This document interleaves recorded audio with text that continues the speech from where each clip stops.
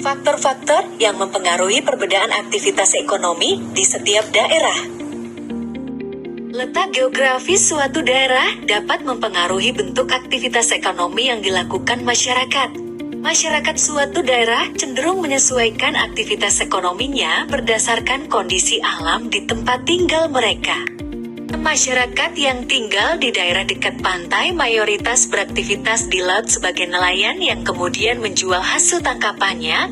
Di wilayah dataran tinggi kondisi udara yang sejuk sehingga cocok untuk pertanian, perkebunan, dan peternakan. Di wilayah dataran rendah biasanya berkembang menjadi perkotaan.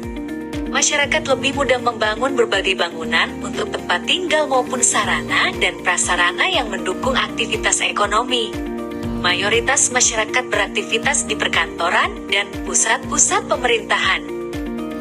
Indonesia mempunyai sumber daya alam yang beragam di berbagai daerah. Ketersediaan sumber daya alam mempengaruhi aktivitas perekonomian masyarakat. Hal tersebut karena sumber daya alam yang melimpah sangat penting untuk perekonomian suatu daerah. Namun, jika suatu daerah kekurangan sumber daya alam, biasanya perekonomian akan sulit berkembang.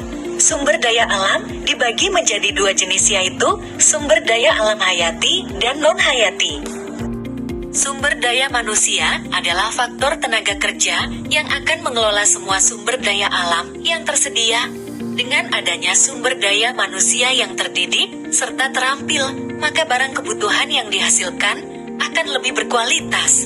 Sarana dan prasarana berperan penting dalam pembangunan dan pertumbuhan ekonomi suatu daerah untuk mengolah, memproduksi, dan mendistribusikan sumber daya alam di suatu tempat ke tempat lain.